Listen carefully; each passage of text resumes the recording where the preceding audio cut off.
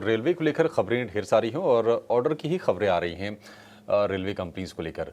हाल फिलहाल हमने देखा कि कुछ कुछ स्टॉक्स में तेज़ी आ भी रही है। ऊंचाई से अगर हम देखेंगे तो शेयर ये 25-30% नीचे ज़रूर आए थे रेलवे वाले भी।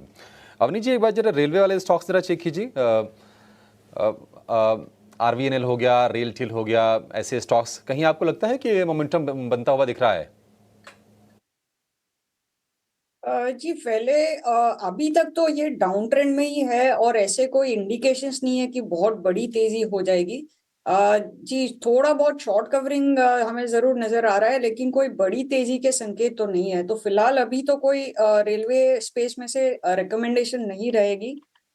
IRCTC पे थोड़ा सा ध्यान दे सकते हैं, क्योंकि वहां पे थोड़ा ट्रैक्शन हमें नजर आ रहा है। तो IRCTC के फ्यूचर्स में कल थोड़ा सा लॉन्ग एडिशन हुआ है। लेकिन अभी भी कोई कंफर्मेशन नहीं है, तो फिलहाल अभी अवॉइड कैटेगरी में रहेगा। लेकिन IRCTC पे ध्यान रहेगा, वो एक अहम लेवल्स अगर क्रॉस करता है तो ही इसमें बाइंग करेंगे। फिलहाल अभी अवॉइड कैटेगरी में रहेगा। अवॉइड कीजिए, वेट एंड वॉच की आपके लिए रणनीति है। अवनी जी, दो ट्रिगर्स हैं एल्यूमिनियम वाली कंपनीज को लेकर। एक तो चाइना की हाउसिंग मिनिस्ट्री की ओर से कई सारे ऐलान किए गए हैं रियल एस्टेट को सपोर्ट करने के लिए, और दूसरा अल्कोआ के नतीजे बहुत शानदार आए हैं, मतलब बेस्ट क्वार्टरली नंबर हैं 3 साल में।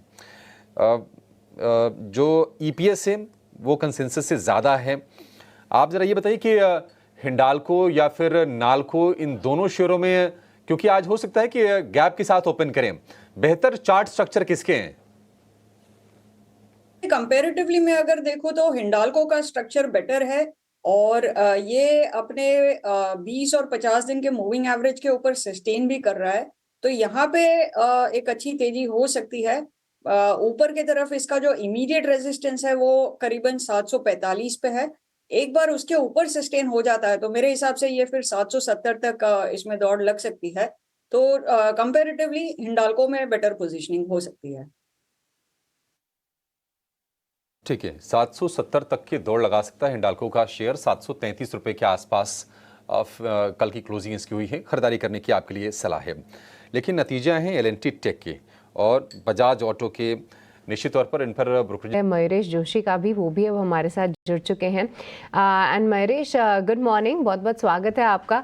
सबसे पहले तो आपका टेक बजाज ऑटो पे ही जानना चाहेंगे, क्योंकि नतीजे तो इनलाइन आए हैं, पर फेस्टिव सीजन सेल्स को लेकर कमेंट्री इतनी उत्साहवर्धक नहीं रही। और जैसे वरुण भी अभी उन्होंने शुरुआत में ही कहा, ना ही दोपहिया बिक रहे हैं, ना ही 4 व्हीलर्स की सेल्स में जंप देखने को मिल रहा है। तो ऐसे में खास तौर पे बजाज ऑटो पे आपका क्या टेक है? मॉर्निंग सृष्टि। नहीं, जो हम एक्सपेक्टेशन बांध के चल रहे हैं कि जब फेस्टिविटी स्टार्ट होंगी, एक जो इन्वेंटरी पुश थ्रू किया है, नॉट जस्ट बजाज ऑटो, काफी 2 व्हीलर OEMs ने, 4 व्हीलर OEMs ने, wheeler inventory has built up quite significantly. अभी ये सेल्स में कैसे कन्वर्ट होते हैं ये देखना पड़ेगा as the festive season begins.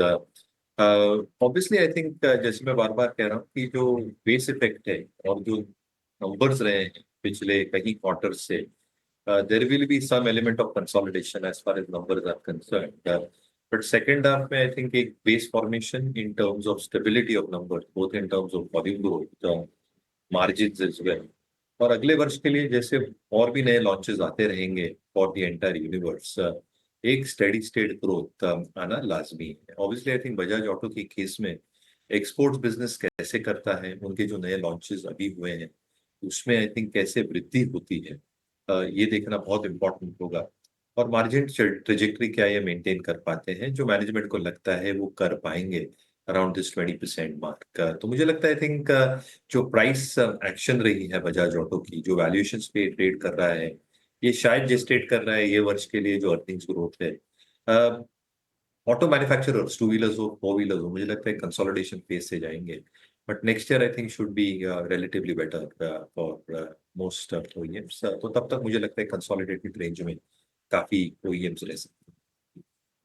मतलब ये समझें कि फ्रेश एंट्री के मौके फिलहाल नहीं है बजाज ऑटो में, क्या आपका ये टेक है? और थोड़े समय बाद जब ये कंसोलिडेशन से बाहर निकलें तब एक नजरिया बनाना चाहिए? बिल्कुल, तो आई थिंक जिनके पास है होल्ड करना चाहिए। और अगर गिरावट आती है, ये स्टॉक एज हम मार्केट्स में इंडिया में देखते हैं ग्लोबल बेस बनाता है, इफ द मार्केट करेक्ट्स, और अगर टू व्हीलर्स में करेक्शन आती है और बजाज ऑटो में भी, क्योंकि इसकी ईपीएस रेटिंग, आरएस रेटिंग जैसे मैं कह रहा था काफी स्ट्रांग है, अर्निंग्स में भी अगले वर्ष से ठीक ठाक इजाफा होना चाहिए। तो अगर ये डिक्लाइन पे मिलता है तो लोअर बेस स्ट्रक्चर जैसे बनाते हैं तब अच्छे और बेहतरीन अपॉर्चुनिटी। ऑटो को लेकर रहेगी नज़र। कमेंट्री इतनी भी कुछ खास नहीं रही है, पर हाँ कुछ एक ब्रोकरेजेस ने अपने लक्ष्य बढ़ाए हैं तो उसको लेकर देखते हैं क्या रिएक्शन होता है। पर आज एल्यूमिनियम